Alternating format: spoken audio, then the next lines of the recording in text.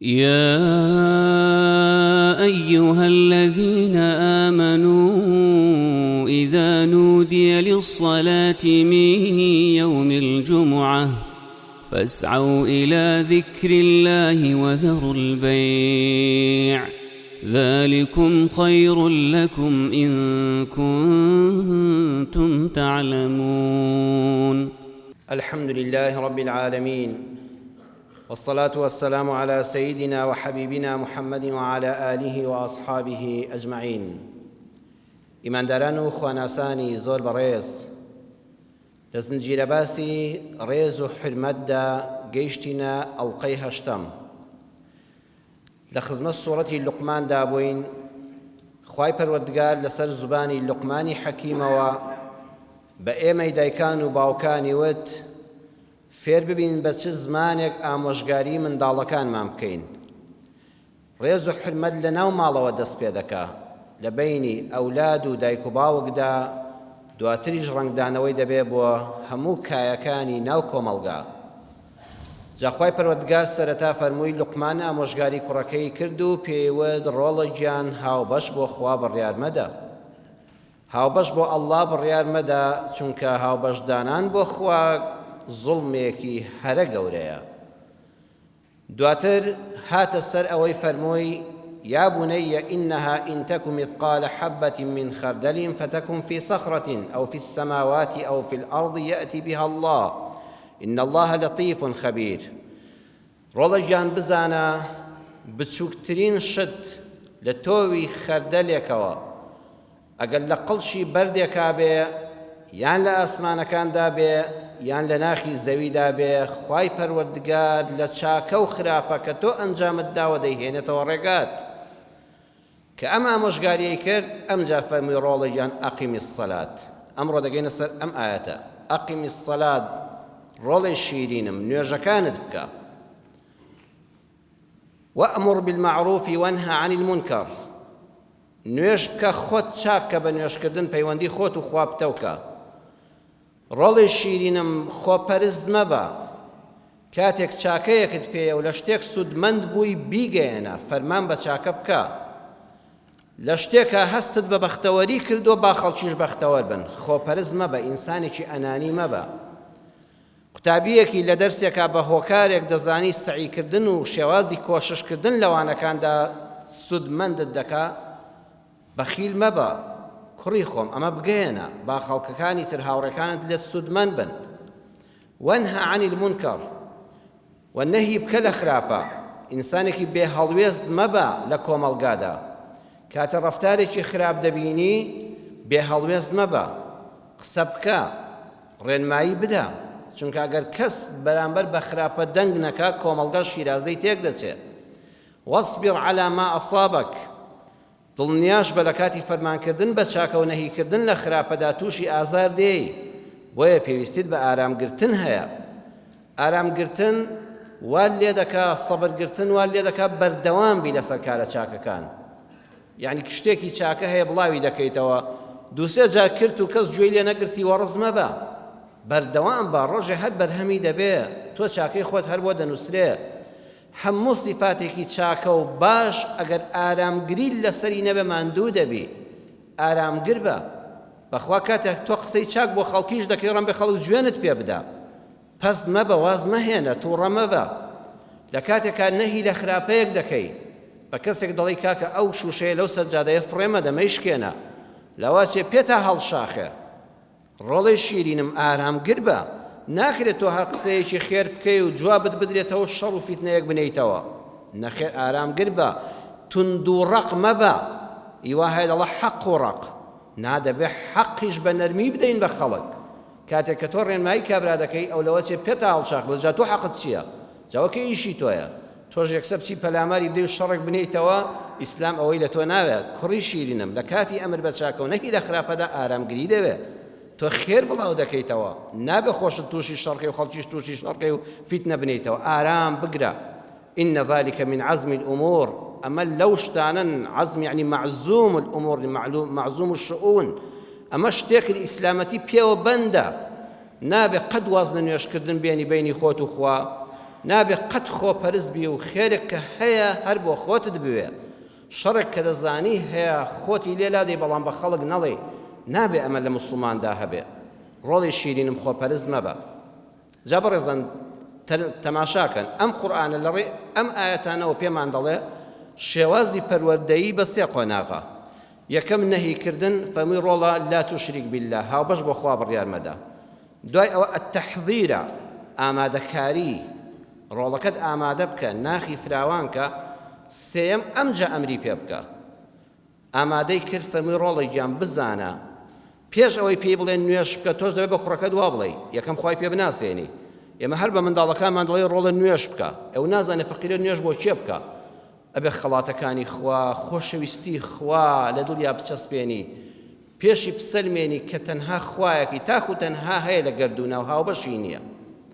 ئەمجا پێی بڵێ ڕۆڵە ڕەفتارەکانت ئەوەندە دڵنیابە لە چاودێری خوا بەسەرتەوە ئەگەم مسقاڵە زەڕەیەک لە چاکە و خراپە ئەنجام بدەی یەتی بیها الله بەخوا ڕۆڵی جەندێتەوە ڕێگات ئەمە پێش نوێشکردن دەبێت بە منداڵەکانمان بڵین بڵێ کوڕی شیرینم کچی شیرینم دیقەت بدە ئەو منداڵی لەسەر جادا سەگێکی بەڕەڵا دەبینێت و لە ڕوتان بەردێکی تێدەگرێ پشیلەیەک هیچ زەرەدی بۆ ئەو نەبووە بەردێکی تێدەگرێ و دەیەوێت ئازاری بدا گوێ درێژێکی بەڕەڵا دەبینێ و لێی دەدا هەر ئەو منداڵە کە هاتەوە ماڵەوە بێڕێزی بە دایک و باوکی دەکا هەر ئەو منداڵە کە چۆ قوتابخانە تا گەورەش دەبێت بێڕێزی بە مامۆستاکانیشی دەکا ئازاری هاوڕێکانیشی دەدا ئەی پێچەوانەکەی پێچەوانەکەشی مناڵێک دەبینی بەرامبەر بە چۆلەکەیەک میهرەبانە بەزەی بە پشیلەیەک کادێتەوە خواردنێکی زیادەی ماڵەکە بێ دەچێت بۆی دەباتە کۆڵانەکە بۆ ئەوی بیخوا ڕنگدانەوەی ئەم کارە لە ناو ماڵەکەشا دیارە ڕەحم و بەزەی و سۆز و حرمەتەکەی لەگەڵ مامۆستاکەشی لە قوتابخانە دیارە ئازاری هاوڕێکانیشی نادا بڵێ ڕۆڵەجان ژیان لەوێوە دەست پێ دەکا دڵنیا بەدێتەوە ڕێگات ئەم جا بڵێ نوێش بکە ئەم جا بڵێ هەڵوێست بنوێنە کەسێکی مەرد بە لە کۆمەڵگادا دەست بە کڵاوە شڕەکەی خۆتەوە مەگرە بانەی با بەخوا با هەردەی با بەڵام ئارامگر بە شەڕانی نەبە زمان ڕق مەبە هیوامان هەیە ئەمر بە چاکە و نەهی لە خراپە دەکا بەڵام هێندە توند و تیژە وەرناگیرێ بینیوتانە شروبی منداڵان کاتێک کە دەرمانێکی تاڵە مادە خۆراکیەکانی تێدەکەن تامی شیلک و سێ و پرتەقاڵی تێکەڵاو دەکەن بۆی مناڵەکە بیخوا قسە ژوایە ڕقە ڕەحەقتە ئەبێت شیرینی کەی بۆی قوتی بدە بۆی وەریگرێ بە سەرتان نەداتەوە بێ هەڵوێستیش مەبە لە ژیاندا وێزانیان فەرموویانە النهي التحذير ئەمجا الأمر نهی بکە کۆمەڵشتی لێ قەدەغەکە دوای ئەوە ئامادەی بکە ئەمجا فەرمانی پێ بکە التخلیە قبل التحلیە زانایانی پاکردنەوەی دەروون فەرموویانە پاکردنەوە پێش ڕازاندنەوە یعنی منداڵەکەی تۆ مێشکی پڕ بووە لە شتێ خراپ چاکەی پێ بڵێ وەری ناگرێ ئەبێت لە پێشەوە ئەوانە لابەی ئەگەر سوراحەیەک پڕ بێ لە ئاو بتەوێت شەربەتی تێکەی تێی دەچێ نە شەربەتەکەش بێتام دەبێت ئەبێ ئاوەکە بڕێژی یەکەم جار ئەمجا شەربەتەکەی تێکەی ئێمە ئەگە بمانوێت پەروەردەی منداڵەکانمان بکەین یەکەم جار دەبێت وریابین ئەو ئەفکارە خراپانەی مێشکی داگیر کردوون لایان بین ئەمجا فەرمان بە چاکەیان پێ بکەین و بڵێن نوێش بکە و فەرمان بە چاکە و نەهی لە خراپە بکە دێتە سەر ژیانی کۆمەڵایەتی ڕۆڵی شیرینم تۆ دەچێ ناو خەڵکەوە لەگەڵ خەڵکە چۆن بی باشە بەخوا عەرزم کردن ئێمە جاری وەڵێ چی بە مناڵەکەم بڵێم هەر ئەم چەند ئاەتەی سوورەتی لوقمان کافیە جوانترین پەروەردەمان پێشکەش دەکا بە کوڕەکەی و لوقمان فەرمووی ولا تصعر خدك للناس ولا تمشي في الأرض مرحا إن الله لا يحب كل مختار فخور سوورەتی لوقمان ئاەتی 18 ڕۆڵە گیان دەم و چاوت ڕوود لە خەڵکی وەرمەچەرخێنە یعنی خۆ بە گەورەزان مەبە ڕۆڵە بە چاوی سووک سەیری هیچ کەسێک مەکە نەیفەرموو هەر ئەهلی مزگەوت و دینداران للناسی ڕۆڵە قەلود بەرز مەبە بەرامبەر بە کەس قەت بە چاوی سووک سەیری هیچ مرۆڤێک مەکە هیچ خەڵکێک مەکە قەت خۆتت پێ لە خەڵک گەورەتر نەبێ کاتێک قسە لەگەڵ کەسێکا کرد ڕووی تێکە ملی ئاوا مەکە لود مەکە حەوا لود بەرز مەبە بە کوردی خۆمان ڕۆڵە کەسێکی لود بەرز مەبە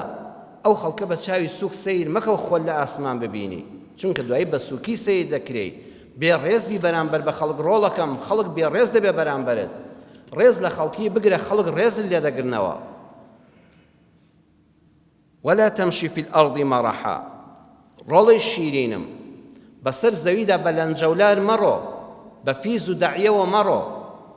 جا ئەمڕۆ ئەگەر ئینسانێک بە فیز و دەعیەوە بەسەر زەویدا و باڵەکانی ئاوا فشکاتەوە ئاوا بڕوان ناشرین بێ کە هەر زەرەدی بۆ خۆیەتی، ئەمڕۆ زەرەدی ئەوە گەورەتر بووە کە سوێکی سیارەکە ئەدەیتە کوڕەکە دەیدەیتە کچەکەت و دەیخەیتە سەر شەقام. ئەم نسیحەتە قورئانی بکە، بڵێ ڕۆڵە ئەمە دینە، ئەمە کەلامی خوایە، ئەمە سوورەتی لوقمانە. ئەگە خوای گەورە ڕقی لەو کارە بێ و حەزی پێی نەبە کە ئینسانێک بە باڵفشکردنەوە بە متەکەبیری بەسەر زەویدا بڕوە، ئەی ئەو کەسەی بە ئۆتۆمبیلەکەی لەناو شەقامەکاندا تیژڕەوی دەکا و تەقەڵ لێ دەدا و بەبینی ئەم ئۆتۆمبیل و ئۆتۆمبیلدا تا لە دەستی ئێترازی و ماڵی خۆشی و خەڵکی ژوێران دەکا. ئەبێ ئەم ئینسانە چەند ناشرین بێ، خوا ئەم کارەی چەند پێ ناخۆش بێ، چەند سەرپێچی فەرمانی خوا بێ. ڕۆڵ ئەگەر ڕۆیشتن بە تاقی تەنها کە هەر زەرە دەکەی بۆ خۆتە و خەڵک بە چاوی سوک سێرت دەکەن کە ئەوەندە بە متەکەبیری ڕۆیشتی، ئەی بە ئۆتۆمبیلەکەت ئەم کارە نەشیاوانە بکەی. ئاگادار بە ئەمە بە دین وەرگرە. إن الله لا يحب كل مختال فخور. خوای گەورە هەموو هاوشەی کولی بەکارهێنا. تەکەببور و خۆ بە گەورە زانین لەگەڵ فەخر فرۆشی لە هەموو کەس ناشرینە. کەسێکی خوێندەوار و زانا متەکەبیر بێ خۆی زۆر پێ گەورە بێ لێی ناشرینە. کەسێکی نەخوێندەواریش خۆی پێ گەورە بێ هەر ناشرینە. کەسێک پلەیەکی هەیە، پۆستێکی حیزبی و حکومی هەیە،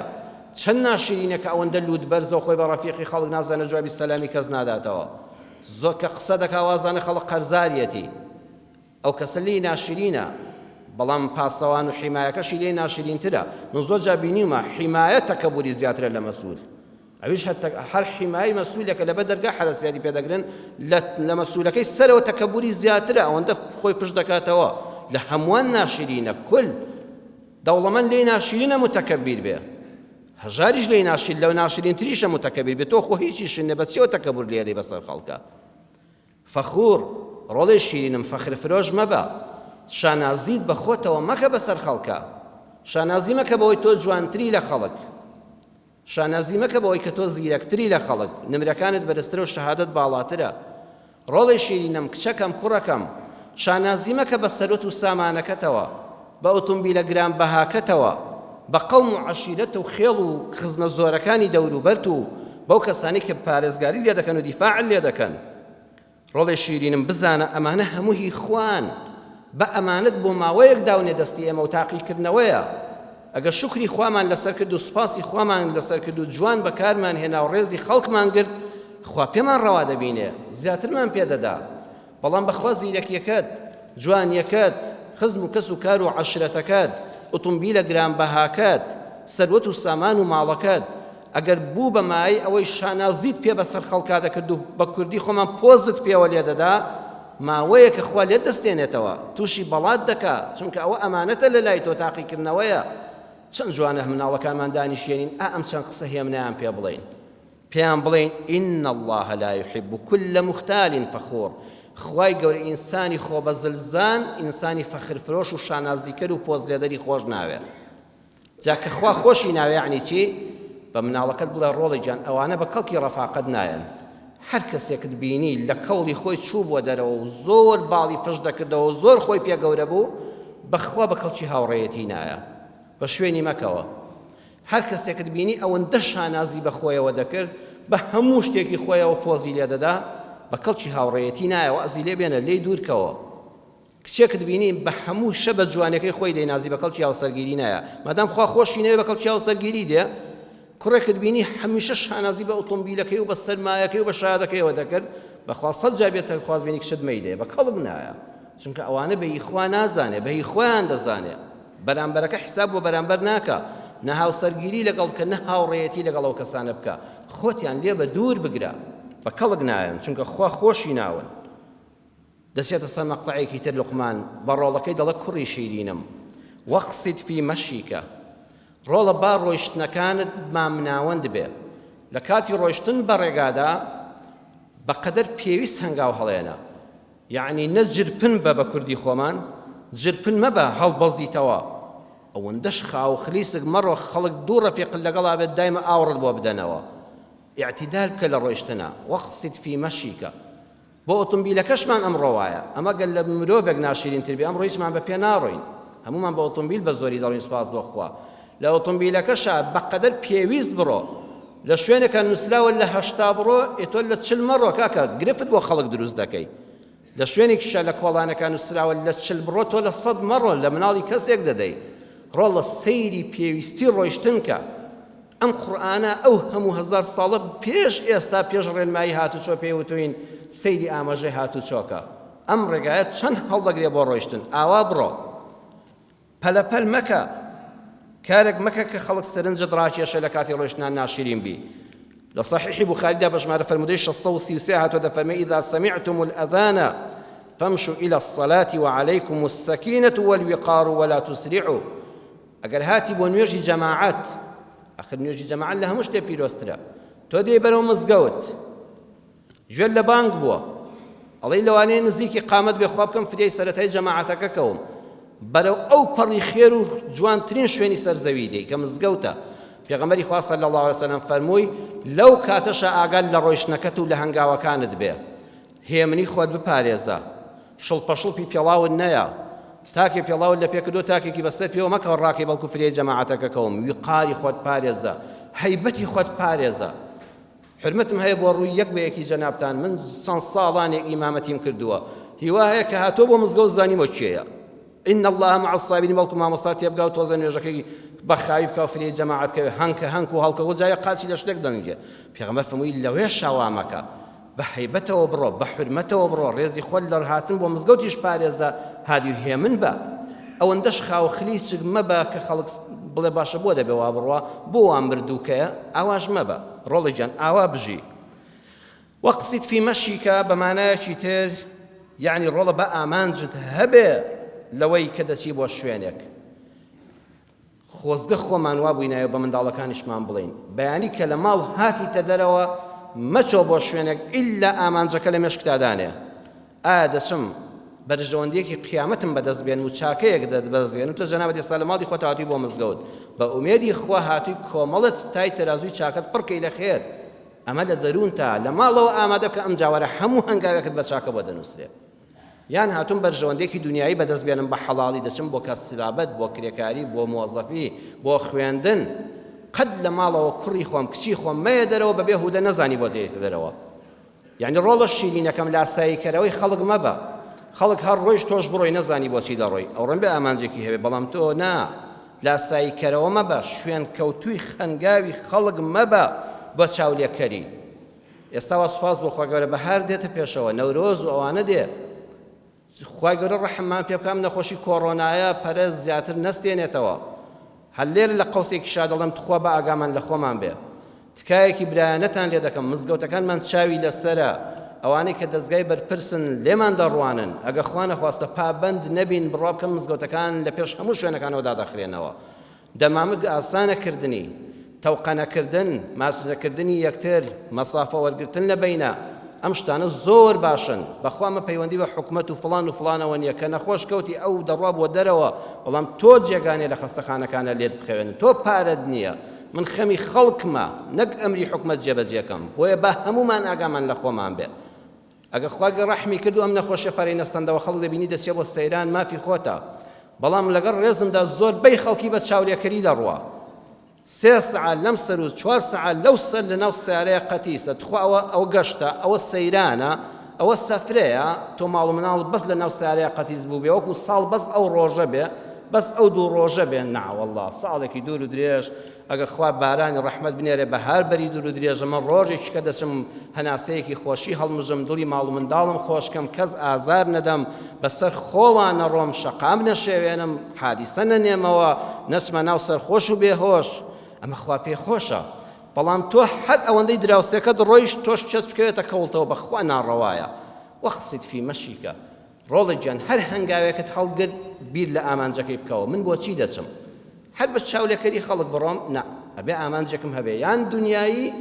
یان دینی و پەیوەندیداریش بە خۆمەوە چونکە ژیانی خۆمی خۆمە پەیوەندیدار نێ بە جەنابتەوە تۆ ژیانی خۆتی خۆتە پەیوەندیدار نێ بە منەوە ئاگەر لە ڕۆیشتنەکەت بێ واغضض من صوتك هەندێک لە دەنگی شت بگرەوە ڕۆڵە شیرینەکەم خوای گەورە فەرمووی واغضض من صوتك مینی بەکارهێنا هەندێک لە دەنگت نزم کە نەیفەرموو دەنگت قەپات کە خوا لەو ئاەتەدا نەهی کرد لە دووشت لەسەر زمانی لوقمان بە مناڵەکەت بڵێ ڕۆڵت دەنگت ئەوەندە بەرز مەکەوە خەڵک بێزار بێ لە دەنگە بەرزەکەت و قەیژ و قاڕەکەت ڕۆڵێکیان ئەوەندەش دەنگت نزم مەکە بەخوا ئەوش زۆر ناخۆشە هەبووە قسەت بۆ دەکا خەریکە مێشکت دەتەقێ بە حاڵ دەنگی دێ ئەوش زۆر ناخۆشە ئاواش مەبە بە ئەندازەی پێویست قسە بکە بە ئەندازەی ئەوەی بەرامبەر گوێی لێ دەبێ و لێت حاڵی بێ ئەوەندە دەنگ بەرزکە چونکە کاتێک کە بە ئەندازەی پێویست قسە دەکەی بەرامبەرەکەش گوێی ناڕەحەت نابێ و تێت دەگا و ناشقی ژێنی بەسەریدا ئەوە لەو کاتەدا ڕێز و هەیبەتێک بۆ خۆت هەیە ڕێز و حرمەت بۆ خۆت پەیدا دەکەی و قسەکەشت دەچێتە دڵی بەرامبەرەکەوە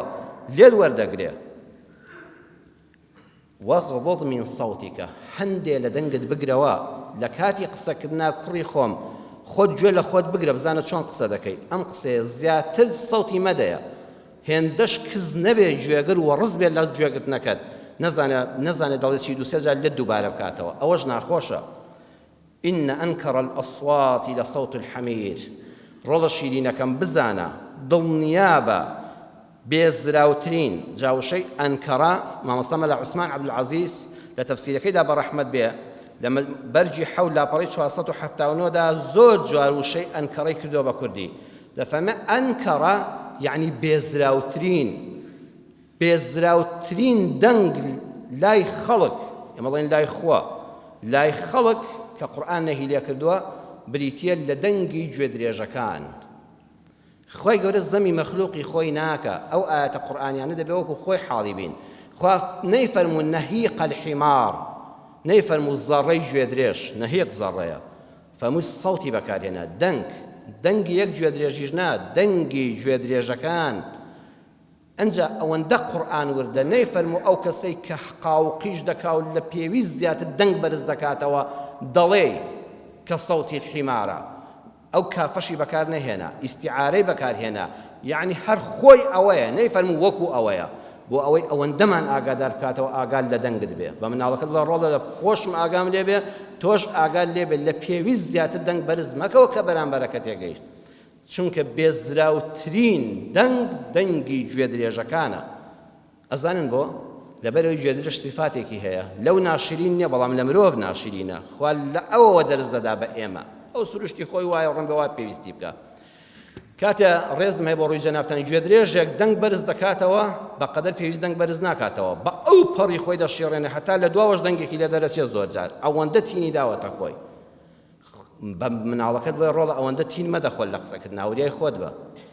ئەمجا کاتێک گوێ درێژێک دەنگ بەرز دەکاتەوە و زەڕەیەکی لێ دێ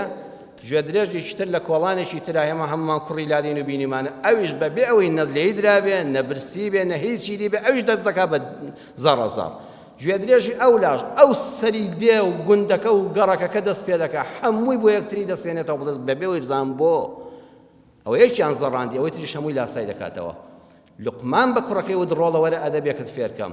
ئاگال لە خۆت بێ با وەکو دەنگی گوێ درێژەکان بێزراو نەبی یعنی چی یعنی ڕۆڵە تۆ دەچێ ناو خەڵکەوە ئەچێ ئەو بازاڕە ئەچێ ناو ئەو کۆمەڵگایە هەر کەسێکت بین هاوارێکی کرد هویەکی کرد تۆش بۆی مەسێنەوە تۆش هاوار مەکە هەرچی وتی بژی تۆش یەکسە مەڵێ بژی وتی بڕوخێ یەکسە مەڵێ بڕوخێ بەبێ ئەوەی بزانی ئامان چییە بزانە ئەو کەسەی هاوارێکە دەکا بۆ خوایەتی یان بۆ بەرژەوەندەکانی خۆیەتی تۆ بەکاردێنێ یان بۆ قازانجی خەڵک و میلەتیەتی ئەبێ ژیر بی ڕۆڵە لەگەڵ هەموو دەنگ بەرزکردنەوەیە کا تۆش هاوار مەکەوە بە دوو خەڵکا دەنگ بەرز مەکەوە ڕۆڵە ئاگاداری خۆت بە خەڵک بەکارن نەهێنێ لە کاتی قسەکردنە ئەدەبت پێوە دیار بێ قەدر و حرمەتی ئینسان لە قسەکردنا دەرەکەوێت کاتێک کە دەنگت زیاد لە حەد پێویست کرد بەرز کردەوە و قاوقیژت کرد لە قسەکردنا تۆ بۆ کەسێک قسە دەکەی 20 مەتر لەولاوە خەڵک گوێ لە قسەکانت بود ناشرینە دەنگیشت بە ئەوەندە نزم نەبێ من سەوتێک جا دیسان لێرەوە دەگەڕێمەوە ئەگەر دەنگی مرۆڤێک بێزراوترین دەنگ بێ کە دەنگی بەرزەوەکو گوێ درێژەکان وابێ کە بەیەکەوە دەزەڕن ناخۆشە بێزراوە ئەی ئەو کەسانەی کەوا ئۆتۆمبیلەکانیان بە پۆزلێدانەوە دەنگی بەرز دەکەنەوە نابینن ئەو ئۆتۆمبیلە گرانبەهایانەی کەوا ئەگزۆزەکەی دەکەنەوە ئەو دەنگە ناخۆشەی لێ دێتە دەرەوە بەسەر ئەو شەقامانەدا دەڕوا بۆی خەڵکی ئیزعاجکە ئەوە بە نەسی قورئانی دەنگی گوێ درێژەکانە ئەوانە بێڕێزن ئەوە پێویستە یاسای توندیان بەرامبەر بەکار بێ بەخوا حەیفە گەنجێک دەبینم جەرگم دێشێ ماتۆڕێکی پێ ئەو پەڕی دەنگەکەی ناخۆش کردووە باشە چه حکمەتێک لەوەدایە چه خۆشیەکی تێدایە قورئان پێت دەڵێت تۆ قسە ئاساییەکانت نابێت لە حەدی خۆی زیاد دەنگ بەرز بێ ئەی ئەمما تۆڕە بۆ وا دەنگی زلە ئەی ئەم ئۆتۆمبیلە جوانە بۆ ئەوا دەنگی ناخۆش کردووە بۆی خەڵکی پێ ئازار دەی دەنگەکەیت گڕ کردووە و گەورە کردووە ئەمە هەموو لە دینەکەی خۆماندا هەیە ئەمەدا بە جوانانە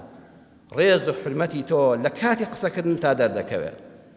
مامۆستا مەلا محەممەدی جەلیزادە لە تەفسیرەکەیدا بەرگی حەول لاپەڕی 227 تا دەفەرمێ کاتی خۆی لە کۆیە قایمقامێک هەبوو ناوی حاجی حەسەن بوو حاجی حەسەن بەک خەڵکی سلێمانی بوو قایمقامی کۆیە بوو ڕۆژێکیان یەکێ لە بەگزادەکانی جاف لە سنووری شارە زوورەوە هاتبوو بۆ میوانداری نوێژی مەغریب هاتنە مزگەوت و جەنابی قایمقام منی وەکو مامۆستایەکی ئاینی و دووسێ پیاوی وەکو جەنابی شتانی لە مزگەوتەوە لەگەڵ مامۆستا لەگەڵ ئەو بەگزادەی جافا دەعوەت کرد بۆ ماڵی خۆیان پێی خۆش بوو مەجلیسێکی پیاوانە و حرمەتدار لەبەر خاتی ئەو میوانە دروست بێ ئەڵێ ئێمەش دڵمان نەشکان و زانیمان خۆڵقەکەی هەر هاکەزایی نیە و لە دڵەوە و پێی خۆشە و جارانی کەش لێمان بینی بوو چوینەوە لەگەڵیدا کە چوینەوە دانیشتین جەنابی قایمقام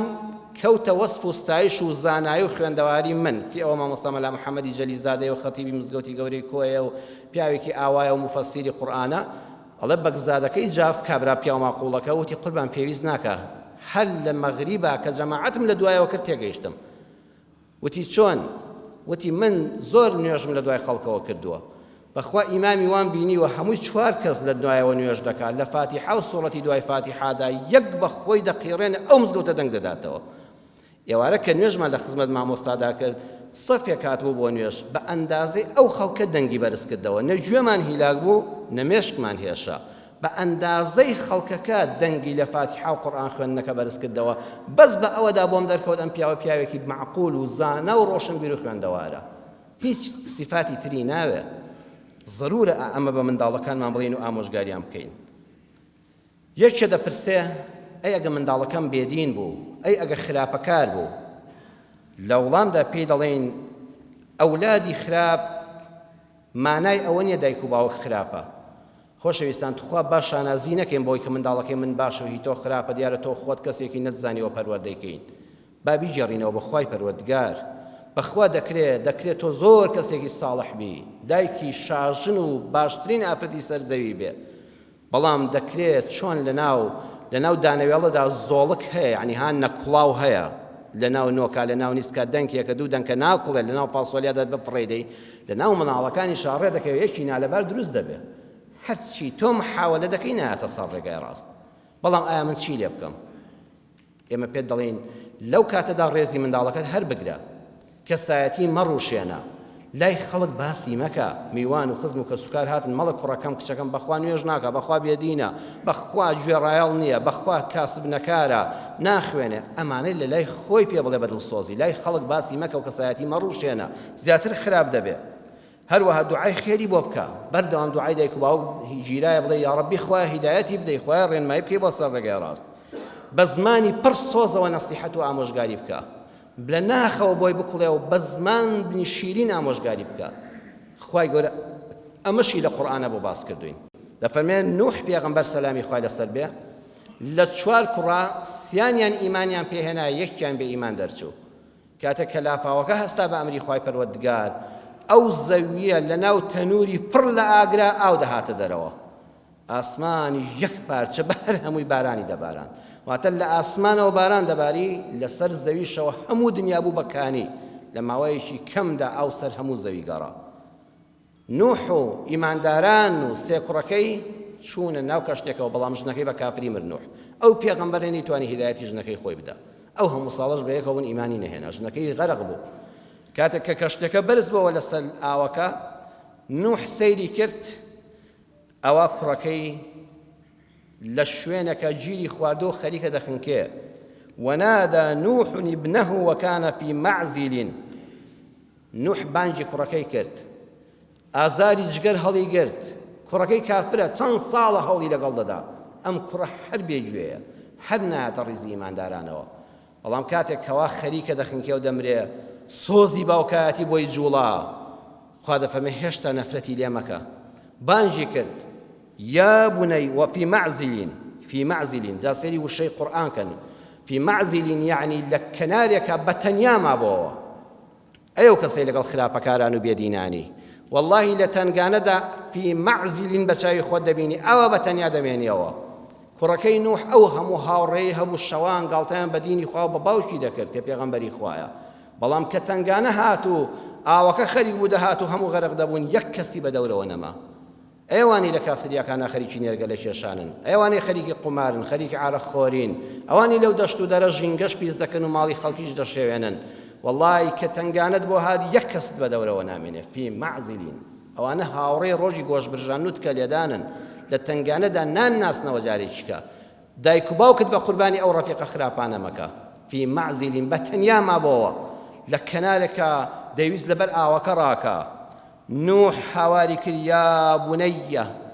ذا سيرك يا بنية تصغير التصغير هنا تصغير شفقة رول الشيرين كم بنية يعني بوخري بشوك بكارده أخي من أوتاب شوك تربية زياتر خوش الدواء زياتر صوص الدواء هي زياتر أقليتي يعني الرول بخوات جرقم دسوتي بود كرة الشيرين كم كرة كافري شباوكي أوابانجي دكا كرة الشيرين كم تكالي دكم اركب معنا رول تخوا ولا سيدي سوار كاشتيكبا ولا تكن مع الكافرين رول تخوا لكافران مبا نيفر من الكافرين سيدي وردي قرآن كانوا دوبارا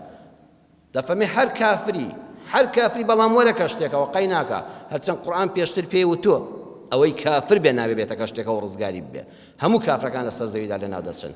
بلام سوزي باوكاتي هنده بهيزا بەڵکو ئەگە هاتە کەشتێکەوە بە ئیزنی خوا ئیمان بێنێ بەڵکو لەم ساتە وەختە ئیمان بێنەوە غەرق نەبێ بە کافری ولا تكن مع الكافرين ڕۆڵ لەگەڵ کافرەکانەوە هەمویان لەناو چوون وەرە ناو کەشتیەوە بەڵام کوڕەکەی جوابی دایەوە قال سآوي إلى جبل يعصمني من الماء باوەجا من دەڕۆم بەسەر لوتکەی ئەو شاخە ئەوەندە بەرزە ئاو نایگرێتەوە وا بەرەو ئەوێ دەڕۆم و دەچمە سەر ئەو لوتکە بەرزە نوح هێشتا هەر بانگی دەکاتەوە هەر سۆزی بۆ دەنوێنێ ناڵێت دەبڕۆ چاوت دەرێ ملت بشکێ دەفەرمێن قال لا عاصم اليوم من أمر الله ڕۆڵە گیان هیچ شتێک نییە لەم ئەمرەی خوا ڕۆڵە عەقڵت بەکاربێنە تۆ سەیرکە لەم مەسافەکەمەدا ئەم ئەرزە یەک پارچە بۆتە کانی و ئەو دەردێ دەرەوە سەیری ئاسمان کە چ بە لێزمەیەک باران دەبارێنێ قەت شتیوە دیوە ڕۆڵی من لە هیچ کاتێکە بەڵام ئینسان کە بێ ئاگا بوو لە خوای پەروەردگار کە عەقڵی داپۆشرا گوێ و چاوی هیچ نابینێ ئەم موعجیزە گەورە ئاسایی نەدەبینی ڕۆڵە گیان ئەمڕۆ ئەم لافا و تۆفانە ئەمری خوایە هیچ شتێک نە شاخ نە دۆڵ نە ئەشکە و ناتوانێت بتپارێزێ ئیلا من ڕەحیم ئیلا مەگەوەی خوا ڕەحمی پێ بکە کە بە ئیمانداری بچێتەوە خزمەتی خوا کە بێتە ناو ئەم کەشتی نەجاتەوە ئەمە کەشتی ڕزگاربوونە وەرە ئێرە ڕزگارت دەبێت بەڵام کوڕەکەی دیسان هەر نەهات وحال بينهما الموج فكان من المغرقين سورة هود آياتي 43 لو كاتدا أوكي يكشف ولي لكركدا ولقى خويا بردي بكافري خنكا لبرت شاوي نوحا خنكا جرقي بوي سوتا سيدي كبريزان أم آية قرآنية چەند هزار ساڵ لەمەوە پێشمان بۆ دەژێڕێتەوە بەس بەخوا دڵنیا بن دڵنیا بەو قورئانە ئەمڕۆ ئەو تۆفانەی نوحە ئەمڕۆ ئەو شەپۆلیە دێ و خەڵکەکان دەبا لەگەڵ خۆیە ئەمڕۆ ماڵەکانی خوا کەشتەکەی نوحن هەر یەکێک لە ئێمە کە لە دوای جومعەچەوە مناڵەکانت کۆکەوە بڵێ ڕۆڵە گیان سەردەمی فیتنەیە ئەو مەوجە دێ ئەو شەپۆلە جا هەر جارە شەپۆلی شتێک دێ شەپۆلێک دێ بە ناوی ئیلحاد و بێدینیەوە کە کوڕەکەت کچەکەت دینی لەدەستدا بە کافری مرد یعنی هەتا سەرگەردان بوو ئینسان پەنا بەخوا کە جێگەی جەهەنەم بوو تازە کوڕەکەت لەدەستدا کچەکەت لەدەستدا بڵێ ڕۆڵە ئاگاداری بێدینەکان بە بێدینن نەکەن کە بێدین بووی بێژینیش دەبی ئەمجا تەماشاکە بەڕێزان شەپۆلی مادە هۆشبەرەکان ئەو هەموو خەڵکەی لەم کوردستانەدا بە حیاتی نێزانی تریاک چییە حەشیشە چییە ئێستا هەر لە دەستگای پۆلیس و ئەوانەی کە دژی مادە هۆشبەرەکانن هەفتانە و ڕۆژانە خەڵک دەگیرێ بە کیلۆ دەگیرێ ئەوە لەم کوردستانەیە ساغ دەکرێتەوە وەڵڵی کە کوڕەکەت تووشی مادەی هۆشبەر بوو لە نێرگەلەوە دەست پێ دەکا کە دەمی پێوە ناو توش بوو کوڕەکە لەدەست چوو مەوجەکە بردی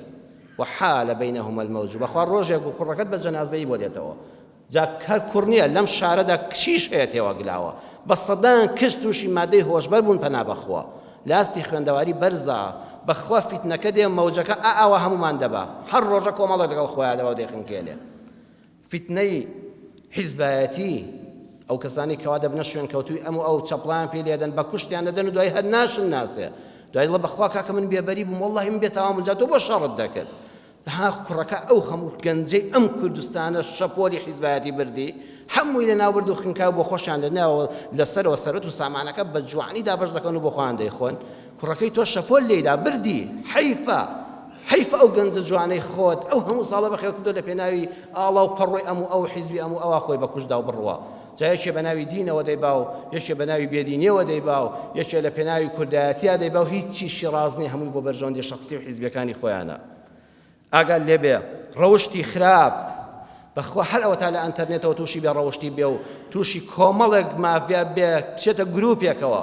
لە گروپەکەەوە تازە ڕزگاری نابێ ئەبێ شەو ڕۆژ دەممان لەسەریان بێ بەس بە زمانی نەسیحەت نەک بە زمانی جاسوسیکردن نەک بە چاوی جاسوسی بە چاوی سۆس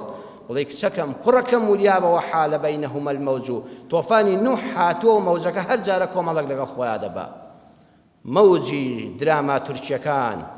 ئای ڕۆژانە خەفەت دەخۆم وا بەرەو مانگی پڕ بەرەکەتی ڕەمەزان دەڕۆین تەلەڤیزۆن لەسەر تەلەڤیزۆن ڕیکلام بۆ ئەوە دەکا ئامادە بن و ئەم زنجیرە ئامادە دەکرێت وەکو ئەوەی ڕەمەزانی پڕ ڕەحمەت و بەرەکەت لە زیاتی مانگی قورئان و خواناسی و مزگەوت خەڵک بەس خەریکی دراما بێ جا خۆزگە درامای ڕەسەنی کوردی و دینداری بێ درامای تورکی ئەم حکومەتە نازانم چەند جارمان هاواری بۆ کردووە ئەو وەزیری ڕۆشنبیریە نازانم چۆن وا بێ خەمە ئەو ژەهرە ڕۆژانە فڕێ دەدرێتە ئەم ماڵانەوە چەند کوڕ و کچ و ژن و مێردی بەرەو لە ناو بەردن برد واللهی بەڕێزان ئەوە هەموو بە بەرنامە دێ ئەوە تۆفانەکە هەستاوە مەوجەکە لەگەڵ خۆیان دەدبا بەخوا ئەو کەناڵانە بێتە ماڵەکەتەوە بیخەیتە سەر ئەو تەمسیلانە یەک جارە تازە شەپۆلەکە دێ وەختی ئەزانی کچەکە لەدەستدا وەختی ئەزانی خێزانەکە لەدەستدا پەنا بەخوای پەروەردگار ئەزانن توێژینەوەی زانستی هەیە توێژینەوەی زانستی هەیە لە 6 ڕێگاوە ئەو دراماتورکیانە زەفەرت پێ دەبن یەکەم جار دێ جوانترین کوڕ دەخاتە سەر ئەوەڵی فلیمەکە جوانترین کوڕی قۆز دێنێ دەیخاتە کاراکتەری سەرەکی فلیمەکە بۆی چی کچی گەنجە سەرنجی ڕادەکێشێ جوانترین کچی شۆخ و شەنگ دێنێ و دەیکاتە کاراکتەری فلیمەکە هەرچی کوڕە و تازە پێدەگا و مڕاهقە سەرنجی بەرەو ڕادەکێشێ ئەوە خاڵی یەکەم دووەمیان ماڵی جوان دەزانێ ئافرەتان حەزیان لە کەوانتەری جوان و ماڵی جوان و ژووری نیستن هەسێری کە چەند بە تەرتیبن وەڵڵا بەبەوانە لە شوێنی خۆیاندا وان نین ئەوە ئەکتەریەتە ئەوە فلیمە ئەوە جوانترین ماڵ و ژینگاڵ بژێرداوە دەڵێ ئەی کە ماڵەکەی جوانە بعد بزانیندا خۆ چۆنە جاری دوم سەرنجیە داتەوە لە خاڵی سێەمدا ئەو کەسە ئالوودە دەبێ واللهی ماڵی وایە بڕۆ هەر هەمووی تاڵان کە ئاڵقە تورکیەکە دەستی پێکرد کە زاگای لێ نییە قەسەم بە ئەڵڵا پیرێژن هەبووە خوا ڕەحمی پێکردووە ڕۆژانە زیکری خوا کردووە قەڵەمی قورئان خوێندنی هەبوو ئێستا لە بە فیلمی تورکیە موویە بیرچۆتەوە هەر پیرێژنەکە لە گەورە کچەکە خراپترە من خۆم لە پاسا بووم چوومەوە سلێمانی پیرێژن تەلەفۆنی کردووە ئەم شەو مەجالمان نەبوو لەو ماڵە خوان خێریان نەنووسێنیانی ژەرە ئەڵقەکە گەیشتە کوێ هەتا نەگەیشتەوە ماڵەوە بە تەلەفۆن بزانن داخۆ کچەکە چی کرد و کوڕەکەت گەیشتە کوێ و ماڵەکە چی لێ هەسەیری ئەو ئالوودەبوونە ئەو سەعاتە سەبر ناگرێت لەو ڕێگایەدا من ئەوانە خۆم بینیوە ئەوە ئالوودە دەبێ ئەوە لە تریاک خراپترە تازە کەستە ناو مەوجەکەوە دوای ئەوە عاجز بوون کچێک دەبینێ ئەو کچەی ڕەفیقی ئەوە کچە ناو فلیمەکە خیانەتی لێکراوە یەکسەر لە خۆ دڵتەنگ دەبێت وازانە قەدر لەو کراوە کوڕێک دەستگیرانەکەی بەجێ هێشتەوە خیانەتی لێکردو ئەمیش عاجز دەبێت ماڵەکە پڕ دەبێت لە مات و مەلوون بلی هەروە دەزانێمانە خزم و کەسوکاری تۆن لەو فلیمات و شێومەینەتیانە بوون عاجزیەکە هاتە ناو ماڵەکەتەوە هەموو مات و مەلوول بوونەوەی پەیوەندیدارم پێوەی چوارەم پێنجەم و ئەزانی ئەو کاراکتەرە تۆی ژن وای لێدێ ئەوەندەی خیانەتی هاوسەری بینیوە متمانی بە مێردەکەی خۆی نامێنێ بۆ خوای مێردەکەی منیش دەترسم ئاوا بێ پیاو ئەوەندە خیانەتی هاوسەری لەو فلیمانەوە دەبینێ واللهی متمانی بەژنەکەی خۆی داماوەی خۆی نابینێ ئەوەندەی خیانەت بینیوە کوڕی گەنج متمانی بە یەک کچ نامێنێ و ئازانێ هەرچی کچی ئەم وڵاتەی بێ ڕەوشتە ئەها گەنج هەیە ژنی بۆ نایە کوڕ کچ هەیە شووی بۆ ناکرێەوە هەموو لەو درامانەوە بەڕێزان ئەوەندە متمانەی خەڵکی خراپ و خیانەتکاری بینیوە لەو فلیمانەدا ئەمە توێژینەوەی زانستێکم بۆتان باز دەکەم ئەمە توێژینەوەی زانکۆیە و بەشی ڕاگەیاندن کردوێتی ئەڵێ ئافرەتی وا هەیە 30 جار خیانەتی کردووە لەو فلیمەدا کوڕکە ئەوە دەبینێت لە بۆ خوالەوانەی کچی وڵاتە هەمووی وابێ کچیش بە حسابی خۆ متمانی بە کوڕ نامێنێ متمانی بە دەستگیران نامێنێ لە حاڵەتی شەشەمدا فێری خیانەتەکەی دەکات فێریشی دەکات چۆن ئاشکرا نەبی چۆن بیشاریتەوە واگەر ئاشکرا بووی چۆن خۆت ڕزگارکەی چۆن فێری خیانەتی هاوسەری و شکست خواردنی تێیدا و شاردنەوە خۆ ڕزگارکردنیش وردە وردە تۆ مەوجەکە بردی وەختێ بەخوا دەزانی بێدین و بێژین بووی ڕەمەزان هاتە پێشەوە ڕۆی تۆ هەر خەڵکی ئەڵقەکاری بوو هیچت بە هیچ نەبوو ماڵەکەشت وێران بوو بەڵێ عەرزم کردن ئەمڕۆ تۆفانەکەی نوح هاتۆتەوە بەخوا وحالە بەینەهومە المەوج یا ڕەبی خوا ڕەحممان پێ بکە ئەو شەپۆ لە منداڵەکانمان نەبا خۆشمان نەبا ئەم مزگەوتانە ڕێگەی بەهەشتن وەرن ڕووبکەنە ڕێگەی بەهەش بەخوا ئەم مزگەوتانە ماون کە سەفینەکەی نوحە ئەوەی دەست پێم پەیامەوە بگرێ ئەوەی دەست بەو قورئانەوە بگرێ ئەوەی لەسەر ئەو منهەجە منداڵەکانی پەروەردەکە ئەو شەپۆلانەی عەرزم کردن نایبە بە ئیزنی خوا بە ئیزنی خوا بە سەلامەتی دەمێنیتەوە ماڵەکانمان دەمێننەوە ئەمە کۆمەڵێک ئامۆژگاری بوو بۆ منداڵەکان لە چەند ئەڵقەیەکە عەرزم کردن هەمووی کەلامی خوا بوو توخوا با گوێی لێ بگرین با جێبەجێکەین بەختەوەر دەبین یا ڕەبی خوا بەختەوەری دنیا و قیامەتمان کەی یا ڕەبی خوا بەختەوەری دنیا و قیامەتمان کەی یا ئەرحەمە الراحمین باشتر لە قورئانەکەی خۆت تێمان بگەیەنی یا ڕەبی خوا کاری پێ بکەینەوەی کەوا بیستمان خوا ئەولادەکانمان ساڵح کەی یا ڕەبی خوا مناڵەکانمان ساڵح کەی خوا مناڵەکانمان لەو شەپۆلانەی کە دێن و ئەولادی خەڵکەکان دەبن خوا ڕەحم بە ئەولادی هەموو لایەکمان بکەی لە هەموو شوێنێکی دنیادا خوا ڕۆڵەکانمان سەلامەت کەی لەو مەوجی فیتنەیە ئەوەی ئەولادی نییە خوا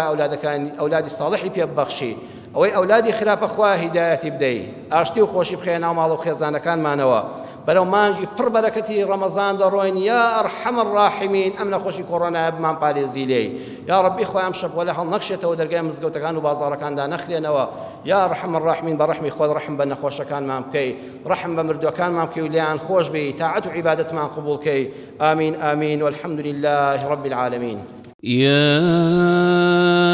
أيها الذين آمنوا إذا نودي للصلاة من يوم الجمعة فاسعوا إلى ذكر الله وذروا البيع ذلكم خير لكم إن كنتم تعلمون